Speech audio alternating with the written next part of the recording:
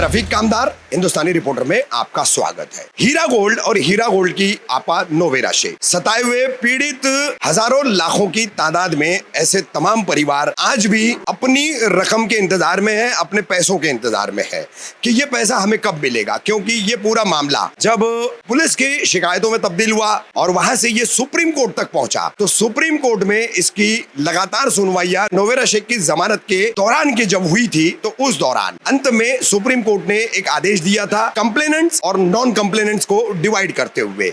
Non complainants के लिए एक डेडलाइन दी गई थी, एक समय सीमा जो है वो निश्चित की गई थी कि आपको इस तारीख तक जो है अपने नजदीकी एसएफओ में या फिर ईओडब्ल्यू में शिकायत दर्ज करानी है हीरा गोल्ड नोवेरा शेख के खिलाफ। उसके बावजूद हजारों लाखों लोगों ने ये शिकायतें दर्ज नहीं कराई और अब आलम यह है कि नोवेरा शेख और उनका हीरा गोल्ड ऐसे तमाम लोगों को जिन्होंने इंशाअल्लाह माशाअल्लाह तिजारत है, अल्हम्दुलिल्लाह रिज़्क़ हलाल है, ऐसी बातों पर भरोसा करके, क्योंकि यहाँ हीरा गोल्ड में आपको बता दे कि 99% इन्वेस्टर्स मुस्लिम समाज के लोग हैं। लगभग आप 100% भी कहेंगे तब भी इस पे कोई हर्ज नहीं होगा। तो इन बातों से मुतासिर होकर के नोवेरा शेख की इन लोगों ने भरोसा रखा, शिकायतें दर्ज नहीं कराई, सुप्रीम कोर्ट की दी गई डेडलाइन का जो है पालन नहीं किया, नोवेरा शेख की इंशाअल्लाह माशाअल्लाह अल्हम्दुलिल्लाह वाली बातों के चलते। तो अब नतीजा यह है कि इन लोगों को भी एंटरटेन नहीं किया जा रहा है। देंगे देंगे देंगे देंगे, कब देंगे वो कोई तारीख नहीं बताई जाती, वो कोई समय दिन नहीं बताया जाता है। लोग परेशान हैं और अब इन लोगों के लिए काम कर रहा है फ्यूचर कॉन्शियस एनजीओ और महाराष्ट्र मुस्लिम मंच। ये दो ऐसे एनजीओज है, ये इनके लिए पिछले कुछ महीनों से लगातार काम कर रहे हैं। आपको हमने पहले भी खबरें बताई थी। आज़ाद मैदान में पहले मुंबई के और आसपास के तमाम लोगों को सऊद पावने हैं, ये तमाम जो है एनजीओज के जो पदाधिकारी है, इन्होंने तमाम ऐसे पीड़ितों को आज़ाद मैदान में इकट्ठा किया था। वो पहली कड़ी थी, पहला कदम था। उसके बाद मुमरा में बिल्कुल चांद रात को जो है एक रैली की कोशिश की गई थी, लेकिन चांद रात होने की वजह से शायद लोग नहीं पहुंच पाए थे, इसलिए वो रैली इतनी कामयाब नहीं हो पाई थी। अब ये तीसरी कड़ी, तीसरा कदम जो है इनके द्वारा उठाया गया। कौसा अलमास कॉलोनी में केजीएन हॉल में ऐसे तमाम इन्वेस्टर्स की एक मीटिंग बुलाई गई थी कि फ्यूचर एक्शन ऑफ कोर्स क्या किया जाए, किस तरह के कदम उठाए जाए जिससे ये हजारों लाखों लोग जो है जिनकी करोड़ों की रकम है वो वापस मिल सके नोवेरा शेख और हीरा गोल्ड से। तो काफ़ी सारा यहाँ पर जो है डिस्कशन हुआ है, जो लोग आए थे उन्होंने अपनी बातें रखे हैं। फ्यूचर कॉन्शियस एनजीओ के सऊद भाई ने और महाराष्ट्र मुस्लिम मंच के लोगों ने अपनी बातें रखी, अपने सजेशंस रखे, उन्होंने अपना रास्ता बताया है। तो ये तमाम जो है डिस्कशन हम आपको बताएंगे किस तरीके से ये मीटिंग हुई है हीरा गोल्ड के इन्वेस्टर्स की, और अब अगला कदम क्या होगा वो हम एनजीओ के जो पदाधिकारी है उनसे बात करेंगे। सऊद भाई, क्या तय हुआ मीटिंग में लोगों का रिस्पांस कैसा था? सबसे पहले तो ये बताइए किस तरह का रिस्पांस था, क्योंकि रैली में रिस्पांस नहीं मिल पाया था। हमको बहुत अच्छा रिस्पांस मिला, काफ़ी लोग आए। और हम सबसे पहले एक बात मैं यहाँ बता दूँ कि फ्यूचर कंसेंसस फाउंडेशन, चाहे मैं इसका प्रेसिडेंट हूँ और जनरल सेक्रेटरी इमरान शेख, हम लोग हीरा ग्रुप ऑफ कंपनीज़ को एक पॉन्जी स्कीम नहीं मानते, क्योंकि हमारी तहकीक में ये पॉन्जी स्कीम नहीं है। नोवेरा शेख के पास हज़ारों करोड़ों की प्रॉपर्टीज़ है और जेल में इसने मुझसे खुद ये वादा किया था कि मैं बाहर निकलते ही सबको पैसा दे दूंगी, लेकिन आज डेट तक के पैसे देने की बात ये नहीं कर रही है। नतीजा ये हो गया कि जितने भी हम नॉन कंप्लेनेंट्स है आज सारे के सारे तबाह व बर्बाद होकर बैठे हुए। ये अपने इलेक्शन पर पैसे खर्चे कर रही है। हमने इसको 3 नोटिसेस भेजे। आखिरी नोटिस में हमने इसको एक ऑफ़र भी रखी थी कि आपको अगर पेमेंट अदायगी की किसी भी इदारे से दिक्कत आती है, अगर आप पैसा देना चाहते हो, क्योंकि इन्होंने यही कहा था कि भाई 2016, 17 और 18 ये 3 सालों में तीनों स्कीम के इन्होंने प्रॉफिट्स डिक्लेरेशन करे थे। तो वो प्रॉफिट डिक्लेरेशन करे तभी इंसान करता है जब प्रॉफिट होता है। तो वो पैसा किस फॉर्म में है, किस अकाउंट में है? अगर ये लोग वाकई में हीरा group of companies Novera Sheikh पैसा देना चाहती है तो हम उससे 1 रुपया नहीं लेंगे।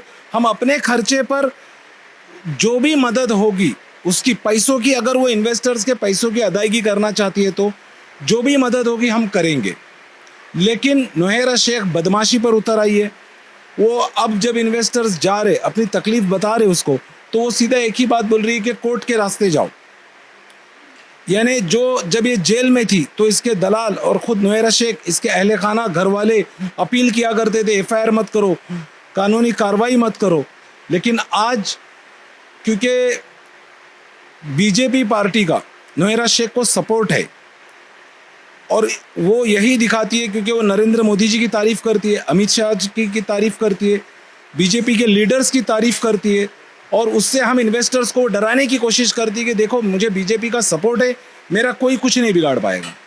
अब हम लोग इसी कोशिश में कि इसके एमीज़ जो दलाल और जो पुणे एसोसिएशन का एक बहुत बड़ा रोल इसमें है, क्योंकि पुणे एसोसिएशन इसकी इजाज़त से इसकी बी टीम थी जिसने तमाम हज़ारों इन्वेस्टर्स को मिसगाइड किया और अपने अपने पैसे उन्होंने निकलवा लिए। जो बॉडी मेंबर्स थे 25 या 26 लोग जो थे, किसी का 80 लाख था, किसी का 1 करोड़ था, ये जितने भी पुणे एसोसिएशन वाले थे, इन्होंने नोएरा शेख को यही बोला कि हमने इतने हज़ारों इन्वेस्टर्स को रोका है और इतने हज़ारों इन्वेस्टर्स हमसे रजिस्टर्ड है, तो अगर आप हमारे पैसे नहीं दोगी तो आपके लिए प्रॉब्लम है। तो नोएरा शेख ने उनके पैसे उनके रिश्तेदारों के अकाउंट्स में उनको ट्रांसफ़र कर दिए। तो हम अब इस सिलसिले में एमीज़ डीएसएस, पुणे एसोसिएशन के एमीज़ डीएसएस पर कार्रवाई करने का मन बना चुके कि किस तरीके से ताकि नोएरा शेख के ऊपर प्रेशर बनाया जा सके और यहाँ से इन्वेस्टर्स के पैसों की। ठीक है सऊद भाई, जितने कंप्लेनेंट्स थे जो एसएफओ में गए, जो ईओडब्ल्यू में गए, उसके बारे में आपको कितनी जानकारी है कि ऐसे कितने लोगों को कोर्ट के आदेश के बाद, सुप्रीम कोर्ट के डायरेक्टिव्स के बाद, ऑर्डर्स के बाद पैसे मिले, उस पर क्या रोशनी डालेंगे? किसी को भी 1 रुपया नहीं मिला है आज डेट तलक के। सिर्फ जो फर्स्ट कंप्लेनेंट्स थे 28, उनको छोड़कर ये जितने भी हजारों लोग एफआईआर करे हुए, किसी को भी 1 रुपया नहीं मिला है। तो वो लोग फिर दोबारा कोई कदम क्यों नहीं उठा रहे कि सुप्रीम कोर्ट का दरवाजा फिर से क्यों नहीं खटखटा रहे? क्या वजह होगी? देखिए, हम लोग तो एसएफआईओ जाने के फिलहाल फिराक में नहीं है, क्योंकि हम चाहते हैं कि इस मसले को नहीं, मैं जो कंप्लेनेंट्स है जिनको पैसे देने का कोर्ट का ऑर्डर था, मैं उनकी बात कर रहा हूँ। नहीं, कंप्लेनेंट्स के ताल्लुक से तो हमें इतना वो नहीं है, क्योंकि हम तो कंप्लेंट करें ही नहीं ना, हमें तो कंप्लेंट करना ही नहीं है। नहीं, उनकी क्या जानकारी है आपके पास कि कितना उनको रिटर्न मिला है, नहीं मिला है, तो वो दोबारा कोर्ट क्यों नहीं जा रहे? कंप्लेनेंट को जितने भी तकरीबन 13,000 लोगों ने 12,000 मैपिंग में है जिन्होंने क्लेम किया है, लेकिन किसी को आज डेट तक के 1 रुपया मिला नहीं है। और नोएरा शेख के जो प्लान हमें पता चले, ये दरअसल में चाहती है कि कोर्ट खेलती रहे, क्योंकि इसके पास आज बहुत तगड़े वकील हैं जो इस केस को 10 साल 15 साल खींच सकते हैं, और उसका यही इरादा है कि कुछ ना कुछ करके लोगों का वक्त बर्बाद करना चाहती है। अच्छा, अभी आप लोग जो है तमाम नॉन कॉम्प्लेनेंट को इकट्ठा कर रहे हैं, उनको एक प्लेटफॉर्म पर ला रहे हैं, उनको लेकर के अब आपकी रणनीति क्या है? आज़ाद मैदान की मीटिंग हो चुकी, एक रैली हो चुकी, अब ये तीसरी मीटिंग है आपकी, आगे क्या रणनीति है? किस तरह से कानूनी कार्रवाई करेंगे? किस तरीके से इस मामले को जो है, क्योंकि जहाँ तक मैंने जैसे सभी लोगों को और आप लोगों को भी बताया कि ऑर्डर्स जो है, डेडलाइन थी नॉन कंप्लेनेंट्स के लिए कंप्लेंट करने की, तो वो कहीं ना कहीं एक लीगल हर्डल जो है वो इसमें दिखाई दे रहा है कानूनी नुक्ते के हिसाब से। तो उसको ध्यान में रखते हुए आप लोगों की आगे की रणनीति क्या है? कैसे नॉन कंप्लेनेंट्स का पूरा ये मामला जो है आगे बढ़ाएंगे? हमने एक बहुत बड़े लॉयर से बात करी थी, तो उन्होंने हमें बताया कि एमीज़ और डीएसएस पर कानून में जो एजेंट्स जो इन्वेस्टमेंट लाते हैं उन पर कार्रवाई का प्रावधान है, और इसके नोएरा शेख के जितने भी फैमिली मेम्बर्स हैं उन पर नॉन बेलेबल वारंट इशू हुए, लेकिन इसने पैसे दे के मैनेज करी सारा मामला। तो अब हम उन्हीं चीज़ों को उठाएंगे कि भाई इसके घर वालों को क्यों नहीं अरेस्ट किया गया। इस्माइल शेख जो कि कंपनी का डायरेक्टर है, उसे अरेस्ट नहीं हुआ आज तक। तो इस पर किसी भी तरीके से इसके एजेंट्स, दलाल, क्योंकि तकरीबन 300 इसके एजेंट्स हैं और दलाल है, तो हमारा ऐसा मानना है कि जब इन लोगों के ऊपर कार्रवाई होगी, क्योंकि इन्होंने शुरू दिन से मिसगाइड किया है और हमारे पास वो तमाम प्रूफ, तमाम सबूत पुणे एसोसिएशन के ख़िलाफ़ और बाकी जितने भी ये जो एमीज़ डीएसएस है उनके ख़िलाफ़ है, तो उनको आधार बनाकर हम इनके ऊपर दबाव भी बनाएंगे और इन पर कार्रवाई भी करेंगे। मैं नोएरा शेख को, हीरा ग्रुप ऑफ कंपनीज़ को एक ऑफ़र देना चाहता हूँ हिंदुस्तान रिपोर्टर चैनल के माध्यम से। अगर वो वाकई में ये लोग पैसा देना चाहते हैं तो हमें लिखित में जवाब दे, तो हम उनकी पूरी मदद करेंगे। उनको जिस किसी भी इदारे से दिक्कत आ रही है, जिस किसी भी डिपार्टमेंट से उनको प्रॉब्लम आ रही है, हम इन्वेस्टर्स के खातिर, इन्वेस्टर्स के पैसे उनको मिले, इसलिए हम हीरा ग्रुप ऑफ कंपनीज़ की फेवर में काम करने के लिए तैयार है। उनकी मदद करने के लिए तैयार है अगर वो पैसे देना चाहते बशर्ते इन्वेस्टर्स के पैसे दिए। देने के लिए, और हमें लिखित में ऑफिशियली हमारी फाउंडेशन को वो रिप्लाई करे।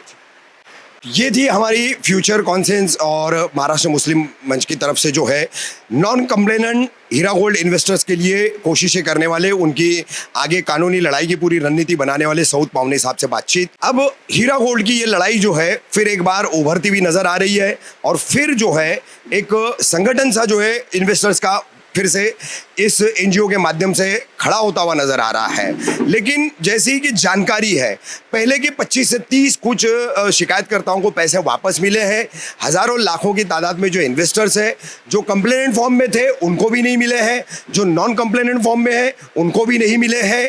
तो इंशाअल्लाह माशाअल्लाह अल्हम्दुलिल्लाह इस तरह की बातें करके नोवेरा शेख जो है कुरान का, हदीस का, अल्लाह का हवाला दे करके अपने ही मुस्लिम समाज को अब आगे कब तक बेवकूफ़ बनाएगी, देखते हैं।